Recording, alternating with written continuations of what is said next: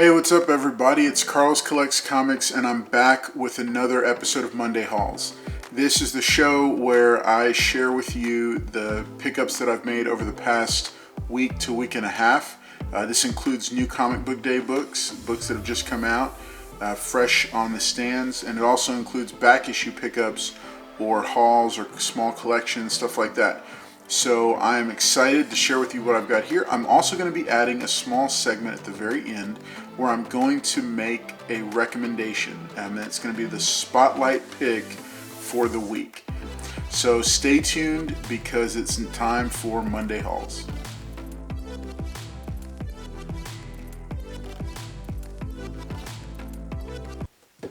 Alright, well let's get started with this stack of books that we've got for this week. The first step is a book that I've shown before. I've talked about how much I like the art style, love the cover design, especially for the B cover. We Only Find Them When They're Dead, number 6. This is cover A. And then we've also got cover B, which I'm a big fan of. I really like this cover artwork, and I've really been, I've been enjoying the series. It's got a very cool animated style to it, and the storyline, I'm sticking with it and seeing where it goes. I am a fan of Al Ewing. After Immortal Hulk, and so I'm looking forward to seeing what he continues to do with this series. This is one that my son has picked up, and I guess it's becoming a thing. He's really good at picking the independents, the non-superhero stuff. The Many Deaths of Layla Starr, number 2, came out, so I picked him up a copy of that. We've got War of the Bounty Hunters, number 12. This is the C cover. Silver Coin, second printing, number 1. Really like that cover. I've got another copy of Noctera, number 3. I don't think this is from this week because this was from a mail order. A couple of copies of, I think, the A cover of Eve.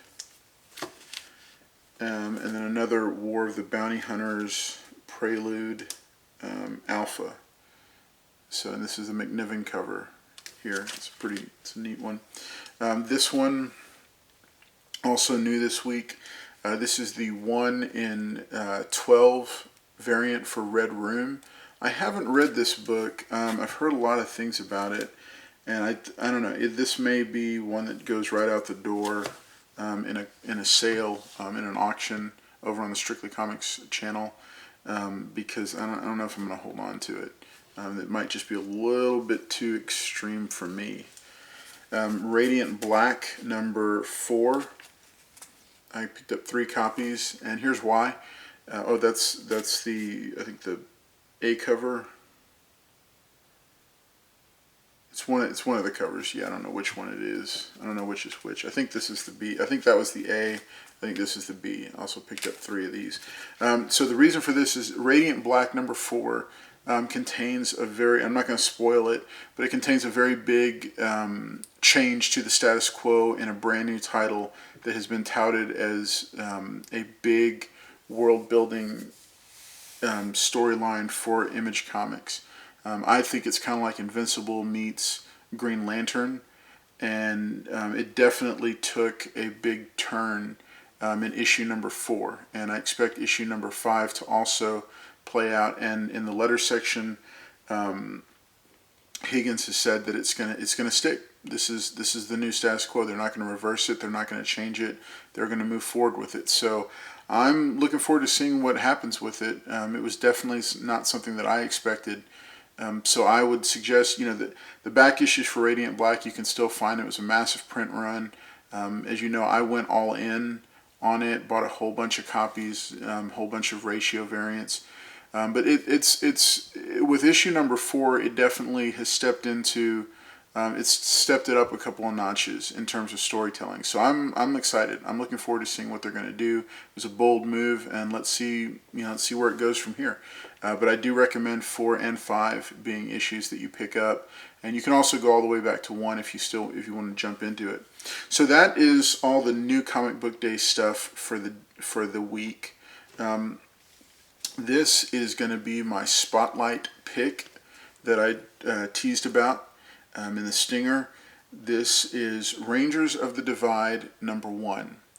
And the reason that this is my spotlight pick for this week is that the story definitely reminded me of, equal parts Avatar.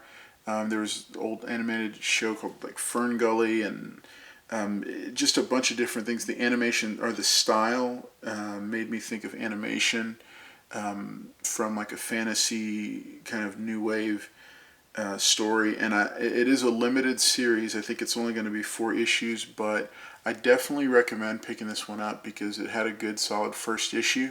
Wasn't anything to completely blow your socks off, but it is well worth picking up. So if you haven't picked up Rangers of the Divide #1, this is my spotlight pick for this week. So I recommend this book, and I would love to hear in the comments below if you did pick this book up and what you thought of it. Because, again, the great thing about comics is that it's art and it's totally subjective. What I love, you might not. What you love, I might not. But that's totally okay because we're all comic fans, and this is my pick for this week. Now, moving on to the back issue books. This is a combination of one mail call book and then a couple of LCS pickups, and then 2 different LCS pickups from 2 different trips to 2 different stores. So this was something I bought off of an Instagram claim sale.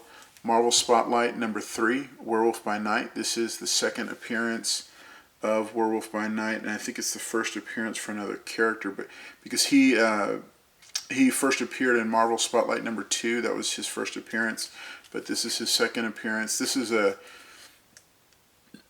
definitely a 6.0, possibly better. It needs a clean and press, so I've got to get it out of this bag and into a Mylar. But I like the 70s horror comics, so I like to pick those up. So this is from, I'm going to do these by store. So this was just a fun little pickup at one of my LCSs. It's the second print sketch variant it's a second print sketch variant for Infinite Crisis #5. This is the first appearance of Jaime Reyes' Blue Beetle, and I came across this at an affordable price, and I said, it was in really solid condition, so I went ahead and got it because they go for a little bit more than what I picked it up for, so I decided to get it. This was one that was a nostalgia pickup, but I also think it's probably just a good book to have. It's Arthur Adams cover, and I love Arthur Adams artwork and covers. So this was Fantastic Four #348. This is the cover featuring the most commercial comic book cover, and the big 4 from Marvel at the time: Incredible Hulk, Ghost Rider, Spider-Man, and Wolverine, with Arthur Adams art. And I think they were standing in for the Fantastic Four during that time. They were going to be, and this is just a very 90s cover, and it looks great, and Art Adams did a good job on it. But this is in fairly high grade, at least near mint. It does have some tanning, so the white cover is unfortunately did not stay, but there was a stack of them for sale, and I said, hey, I'm going to go and pick one of these up. So that was from my regular LCS. This is from an LCS that is a little bit further away that I made a special trip to just to check out what they had, and I was pleasantly surprised. Got some really good stuff. So this is Zorro #1 from the Paper Cuts series. I'd never seen this one before, wasn't familiar with it, but I said, hey, I am a big Zorro fan, as you know, and so I wanted to go ahead and snag it. This is the only one from the Paper Cuts series. I'd never seen it. I'd seen the Topps, the Marvel, the American Mythology, all the different publishers that have done it. I'd never seen or was aware of Paper Cuts before I saw this in the back issue bin, so I went ahead and snagged it. Strange Tales #173. This is a Brother Voodoo book, and is also the first appearance of Black Talon, who you see right here. He is a character that some people are thinking might show up at some point. And this is a decent copy. I'd put it at maybe a 5.0 to 5.5. It definitely could use a press and a clean. But all in all, it's complete, good shape, and it was one that I was very happy to add to my. Excuse me. Was very glad to add to my box of bronze and copper stuff. Um, these books, Uncanny X-Men number 120. This is the first cameo appearance of Alpha Flight, and this is definitely a lower grade copy. Maybe about a 4.0, but it's complete. It was readable, and I had wanted to add this to my run, and I can always upgrade later.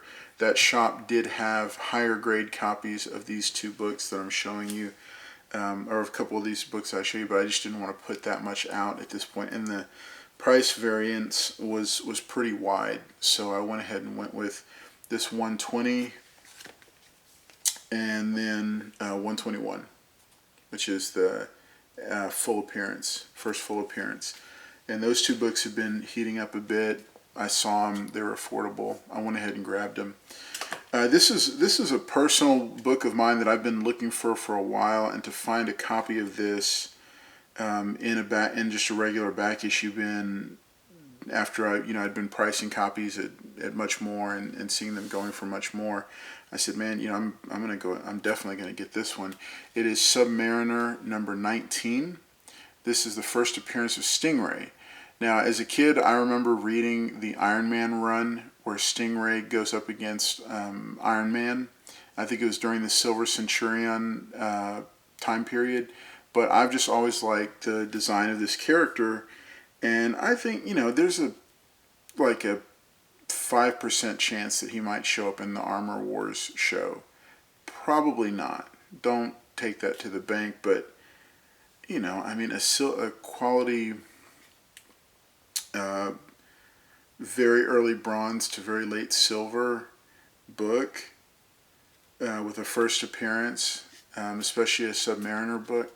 I wasn't, for under $10, I wasn't going to pass that up. So that was one that and I personally, I'd wanted that book. That's one of the keys from the Submariner run that I wanted to pick up. I found a very nice copy, very crisp, very clean, very nice copy of Willow number 1 in the back issue bin. It's the first appearance of Willow, Mad Mardigan, and all of them in comic books, I believe. I'm sure you'll correct me if I'm wrong, but that was a really nice pickup, nice find there. The Incredible Hulk number 144, and it's the first appearance of this fellow, Doc Samson. And he's been a favorite character of mine since X Factor number, I think it was 76 or 77, when he came in as, I think, the therapist or psychologist or counselor to evaluate the entire team. And that has one of the greatest interactions of all time. The best, I think, written Quicksilver pages ever by Peter David. But ever since then, I've liked this character. I also liked him from the Romita, I can't remember who the writer was, from one of the runs from Incredible Hulk. And loved that, he strength-wise, he can go toe-to-toe with the Hulk. Not when the Hulk is very angry, but I've just always liked the character. And this was a lower grade copy. I'm putting it at about a 3.0, but it was a nice pickup to make, and so I went ahead and got that one. This last one is in fairly good condition. I'm calling it about a 6.0. It's been on my list for quite some time. I've never picked it up when I came across it because I always thought the price was too high. But this is Astonishing Tales number 25 featuring Deathlok. Now we'll go ahead and let you see that I did pay $69 for that one. I felt like it was worth it because I feel like this is an undervalued key.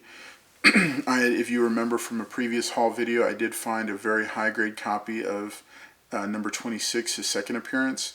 I don't know if I'm going to do a full run, but I know that I've always liked the Deathlok character because I remember the 90s first issue with the metallic silver, where Deathlok is coming back and they reintroduced him, and it was I just thought he was cool. And I had his action figure as a kid, and so I wanted to get his first appearance. And like I said, this was my biggest pickup from this past week and a half, and really for a while, because I've wanted to have this one in my collection for a little while, and finding an affordable copy was a lot of fun. So that has been this past week to week and a half's hauls, both from new comic book days, Facebook claim sales, and a couple of local comic shops back issue bins. But as always, it's been great to share these with you.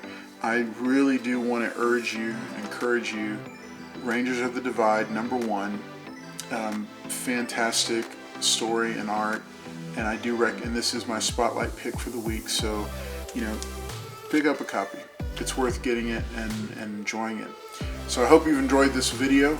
Make sure to leave a like for the video, leave a comment, tell me what you thought, and above all, please consider subscribing, because I've got plenty more content coming down the pipe, and I can't wait to share all of it with you.